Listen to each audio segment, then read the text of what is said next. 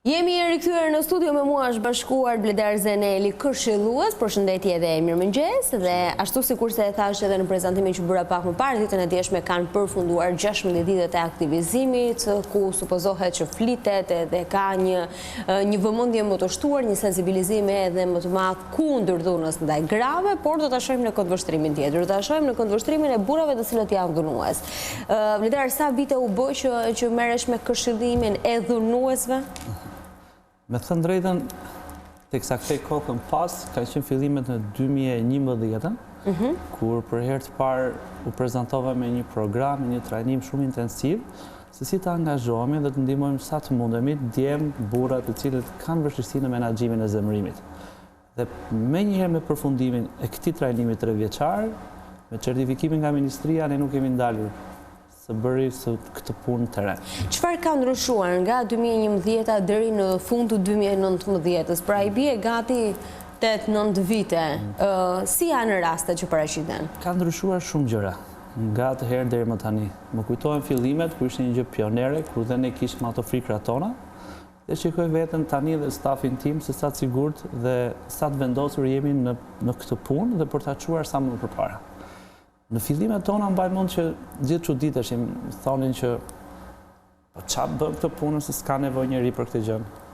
Më pas filluan njerëzit të interesoheshin, çfarë është kjo gjëja? Dhe vite më pas filluan të thonin që ore na thuaj diçka më tepër. Dhe tani janë ata të cilët e fonojnë vetë.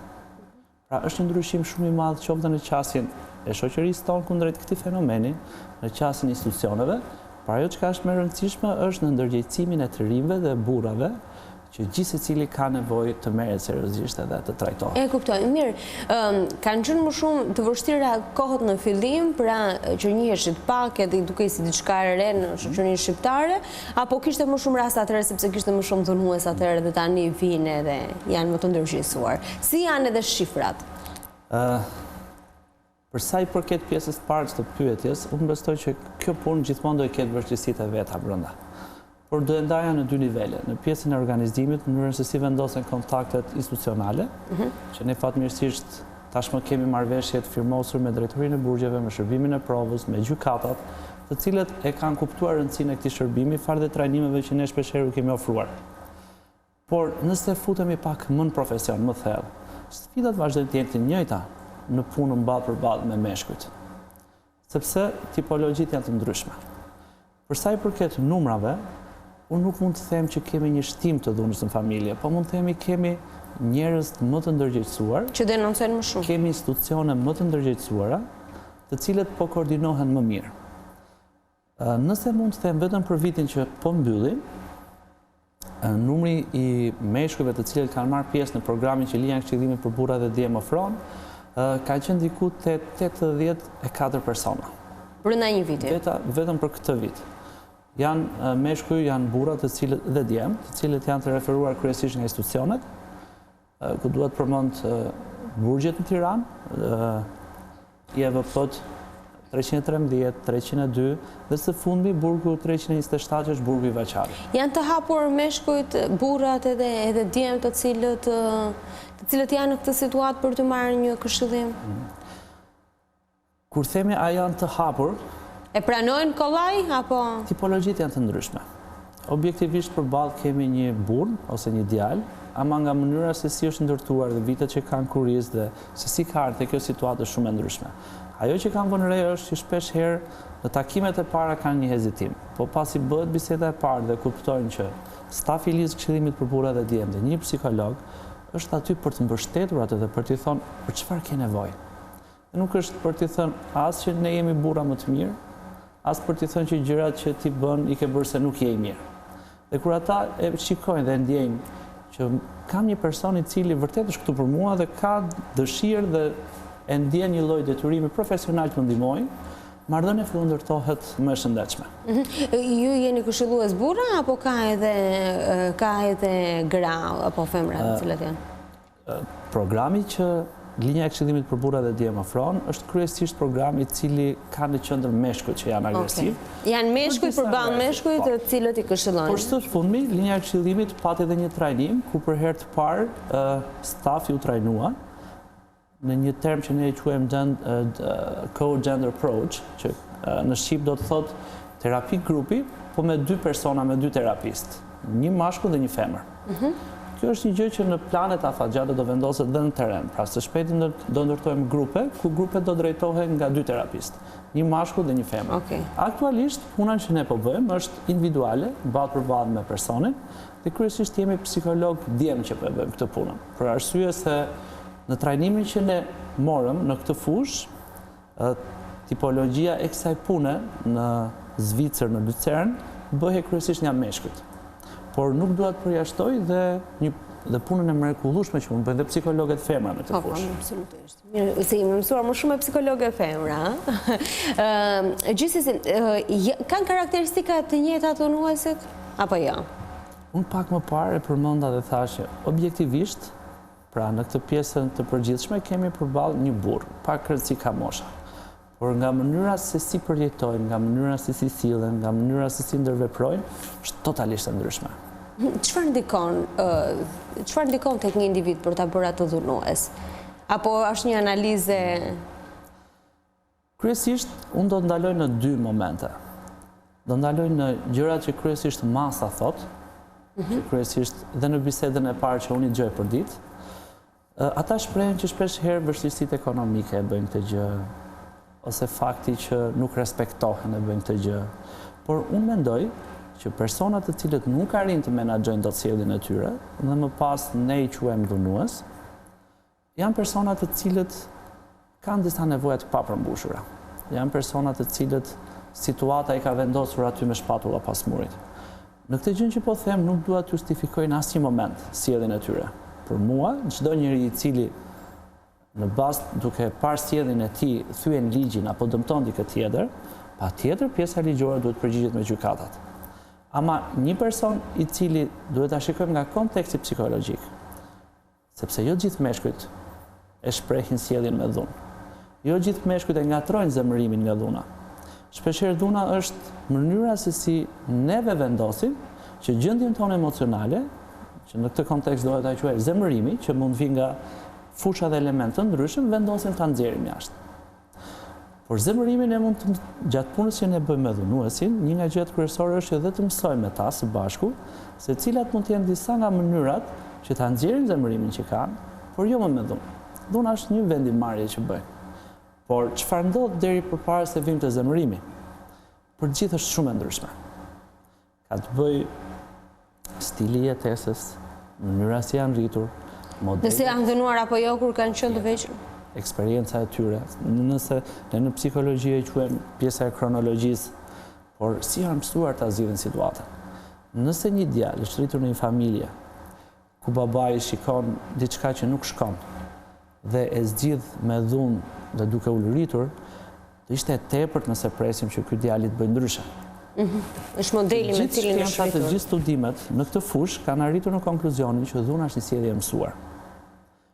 Pra, ka element genetik që e favorizojnë, ka element të personalitetit patjetër që e favorizojnë, nuk dua të them që, por pjesa më e madhe është një sjellje e mësuar. Dhe pikërisht kjo gjë është dhe ajo gjëja që ne na inspiron më shumë. Se si specialist i fushës ne e dim shumë mirë që çdo gjë e cila është e mësuar të jep mundësinë që të çmësohet dhe të mësohet ndryshe. E kuptoj. Janë të prirur këta meshkuj për të çmësuar dhe për të mësuar ndryshe?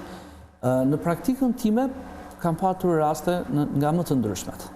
Kam patur raste të cilët vërtet e kanë ndjekur shumë në mënyrë rigoroze programin që ne ofrojmë, edhe vërtet kanë arritur të ndërtojnë disa sjellje ndryshe nga më parë. Ka disa prej tyre që e kuptojnë që sjellja e tyre nuk është e duhura, përpiqen ta ndryshojnë. Por pasi e përfundojnë programin, ata nuk arrin dot ta mbajnë afatgjatë këtë gjë. Sepse programi është një gjë e cila të sjell për së pakti të sjell kontakt me veten. Ti kupton disa gjëra që shijojnë më mirë ndryshe. Por fakti që ky zotëri pasi përfundon programin, vendoset sërish në ambientin ku ka qenë. Ndonjëherë pjesa sociale që e rrethon, ndonjëherë vështirësitë, ato vazhdojnë të jenë të njëjta. Dhe ndonjëherë për ta është e vështirë që këtë ndryshimin ta mbajmë më kohë gjatë. Dhe për këtë gjë, linja e Keshillimit për burra dhe djem Tiranë ka ndërtuar një program që ne e quajmë ndjes për termat në anglisht, për pjesa e follow-upit, ose pjesa e ndjekjes pasi përfundon programi. Kryesisht këta meshkujt të cilët kanë punuar me veten e tyre, e kanë kuptuar që është një gjë që duhet ta ndryshojnë. Dhe tashmë sfida e tyre është se si ta mbajnë sa më gjatë ndryshimin dhe ta brëndësojnë dhe të jetë një sjellje që t'ju vi natyrshëm. Këtyre ju jepet mundësia që ose të kontaktohen nga ekspertët të cilët janë tek linja e këshillimit, që mund të jetë nëpërmjet takimeve mujore, nëpërmjet telefonatave, nëpërmjet ndonjëherë dhe vizitave që u bëjnë. Por gjithashtu ata kanë të drejtë që në momentin që situata arrin në një pikë kritike, ku nuk e menaxhojnë dot, ata kanë të drejtë në telefonatet më njëhershme. Dhe unë kam patur... Dhe marrin ata direkt? Patjetër. Unë kam patur raste zotëri të cilët më kanë marrë në telefon në momentin dhe dëgjoja nga telefoni zhurma dhe tulurita në shtëpi. Pra kishte një debat, kishte filluar... Çfarë i thuhet në një moment të tillë? Ati që merr në telefon? Është shumë e rëndësishme që në radhë parë unë ndjej dhe profesionalisht dhe personalisht ta falenderoj dhe ta përgëzoj, sepse është një hap jashtëzakonisht i madh për një person që është në fazat e shpërthimit dhe ai më sjell mendje mua si psikolog apo kolegët e mi, programin dhe kupton që tashmë do të bëj një gjë ndryshe dhe ky është një hap jashtëzakonisht i madh për ta. Çfarë i thuhet? Unë fillimisht e filloj dhe përgëzoj. E falenderoj që gjeti guximin dhe pse është në këtë situatë kaq të ndërlikuar, kaq të vështirë, ai vendosi që të telefonoj dhe këtë gjë ta zgjidhim bashkë. E zbut falënderimi apo? Tjetër që e zbut, kjo e bën që të kthehet tek vetja, e bën që të kuptoj që vërtet vlen. Pra, edhe burrat të cilët në momentet e caktuara ju del situata nga kontrolli. Ka nevojë të njerëz. Janë njerëz dhe janë të përbërë nga emocionet. Dhe më pas kalohet për shkallëzohet situata. Mirë, kush mund të marrë ndihmë? Kush mund të marrë këtë lloj trajtimi, le të themi, edhe psikologjik? Janë persona të cilët kanë qenë në një situatë, kanë një vendim gjykata, ata vuajnë një dënim të caktuar, apo mund të jetë kushdo dhunues i cili në një moment të tillë ndjen që i ka përxyer edhe limitet e veta dhe ka nevojë patjetër për një trajtim dhe mund të përfitojë? Të gjitha këto që ti sapo përmende. Linja e këshillimit për burra dhe djemë në Tiranë është aty për të mbështetur gjithse cilin i cili ka nevojë në menaxhimin e sjelljes. Personat të cilët referohen nga gjykata, ata e kanë detyrim ligjor të vinë. Dhe nëse nuk e ndjekin programin, ata duhet përballen më pas me pasojat e ligjit. Ndërsa tek pjesa e burgjeve, shërbimit provës, i është ofruar si një program alternativ.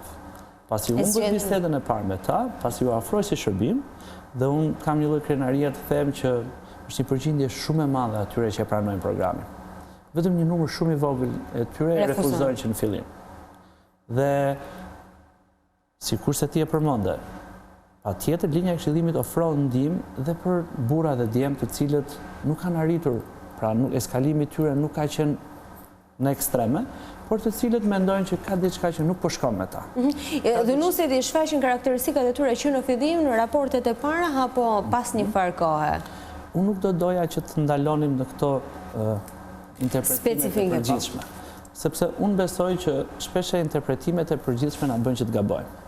Unë jam shumë për interpretimet individuale. Unë do të thoja që patjetër një specialist, një ekspert e kupton disa elemente të sjelljes, mënyrën si i zgjidh gjërat, qasjen, që në bisedën e parë. Që në mënyrën se si i respekton kufit, mënyrën se si të lejon të ndërveprosh me të. Patjetër mund të vihet tek fëmijët, se si ata i menaxhojnë situatat të cilët ju shfaqin një tension caktuar, por unë nëse më lejon do të bëja edhe një lloj ftese për gjithë djemt, burrat, fëmijët, të cilët kanë vënë re që cilësia e jetës tyre ose cilësia të shijuar të marrëdhënieve tyre, që mund të jetë bashkëtorë, familjare, është në një nivel që po i shkakton stres, po i tensionon së tepërmi. Të kontaktojnë linjën e këshillimit për burra dhe djemë dhe t'i hapin derën vetes tyre për ta kuptuar çfarë po ndodh, pa arritur në tutje me këtë. Mirë, do ndalemi edhe në një çështje tjetër të rëndësishme, po sapo më erdhi një mesazh. Po ata meshkujt të cilët janë të dhunuar. Jo dhunues, të dhunuar. Edhe pyetja është, a mund të marrin pjesë në program, apo cila është pyetja? Ka një lloj trajtimi edhe për këta, për ata të cilët janë të dhunuar? Linja e këshillimit për burra dhe djemë në këtë moment po ofron programe me pjesën e dhunuesve, por patjetër edhe këta meshkuj të cilët janë të dhunuar kanë të drejtën e tyre që ta denoncojnë të rast, për çdo qoftë personi që po i dhunon. Në Shqipëri unë kam vënë re diçka që shpeshherë djemtë dhe burrat e kanë pak të vështirë të denoncojnë nëse një femër është agresive kundrejt tyre.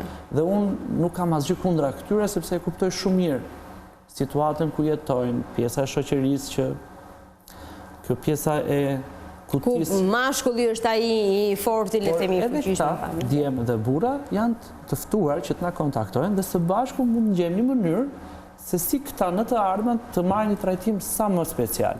Unë për momentin nuk po punoj as me vajza që janë viktima, as me djemë që janë viktima. Po janë me këshillimin e dhunës. Për momentin jam i fokusuar dhe jam i specializuar për të punuar me persona të cilët kanë vështirësi me menaxhimin e zemërimit dhe shpesh herë eskalojnë në dhunë. Mirë, Bledar, në këto ditë, në këto 2 javë, ka pasur një vëmendje shumë të madhe ndaj rolit të psikologut. Kemi pasur pothuajse të gjithë në studio, të gjithë kemi folur se sa i domosdoshëm është për të trajtuar atë traumën pas tërmetit. Keni pasur një rol edhe në këtë situatë? Patjetër, linja e këshillimit për burra dhe djemë në këto 16 ditë aktivizëm, patjetër është përpjekur të vazhdojë aktivitetet që kemi planifikuar në këtë fushë, nuk i kemi lënë mbrapa, por ka pasur një fokus të veçantë në të gjithë situatën e tërmetit që është shkaktuar.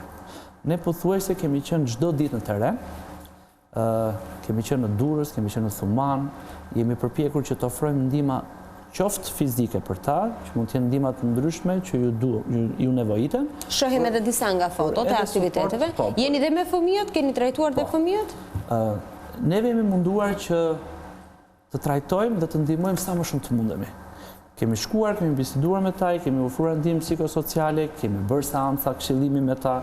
Unë kryesisht kam ndihmuar dhe kam punuar me burra dhe djemë. Burra re... Edhe në rast tërmeti? Sepse jemi njerëz kemi nevojë. Kur shkova ditën e parë në teren, vura re që kishte një fokus shumë të madh tek fëmijët, tek gratë, me shumë të drejtë. Dhe shikoj një grup burra që ishin një cep tjetër dhe teksa pyes po këta dhe në pak në siklet dikush nga pjesa e organizimit thonë po këta kanë më shumë nevojë. Okej. Dhe më pas u afrova tek këta burra dhe duke biseduar me ta arrita të ndjeja tensionin që ata kanë kaluar. Shtylla e familjes, e cila patjetër unë e kuptoj. Janë tronditur themelet. Nuk dua që të minimizoj se si mund ta ndjejnë fëmijët, por edhe meshkujt kanë nevojë. Por ne kemi qenë në teren, sikurse e shikoni në fotot, kemi ndihmuar, kemi marrë fillimisht shënim nevojat e tyre dhe më pas së bashku me drejtoreshën, së bashku me stafin e linjës këshillimit për burra dhe djemë, në bashkëpunim me linjën e këshillimit për gra dhe vajza, jemi përpjekur të kontaktojmë njerëz të ndryshëm, institucione të ndryshme dhe të bashkërendojmë dhe të çojmë ndihmë aty. Pra, kontributi jon ka qenë i shpërndar jo vetëm në ofrimin e shërbimit psikosocial, por edhe në gjëra reale fizike, që mund të jenë gjëra për higjienën personale, veshmbathje, kemi çuar lodra shumë për fëmijët, kemi çuar bojra për të lozur, për të ngjyrosur, lodra të cilët i kemi mbledhur në bashkëpunim me personat që ne bashkëpunojmë në përditshmërinë tonë dhe do vazhdojmë ta bëjmë. Unë sapo të përfundoj emisionin këtu me juve, do më presin kolegët dhe do nisem direkt për Durrës për të vazhduar sërish kontributin tonë atje. Unë të falenderoj, ishte shumë kënaqësi që ishe këtu mëngjes me mua në 7:05 dhe të uroj një ditë sa më të mbarë dhe do të jemi sërish për të folur sepse nuk do të ndalemi thjesht në këto 16 ditë ku ka pasur një vëmendje më të madhe, por duhet të flasim gjatë gjithë vitit në fakt. Faleminderit edhe një herë. Ne do ndalemi tashmë në një hapësirë të shkurtër reklamash dhe më pas un kam një njoftim shumë të rëndësishëm për të bërë. Në pjesën e fundit të emisionit do të jemi me kreun e Partisë Agrare Ambientaliste, Agroduka, do të flasim pikërisht për situatën pas tërmetit dhe se si është menaxhuar ajo.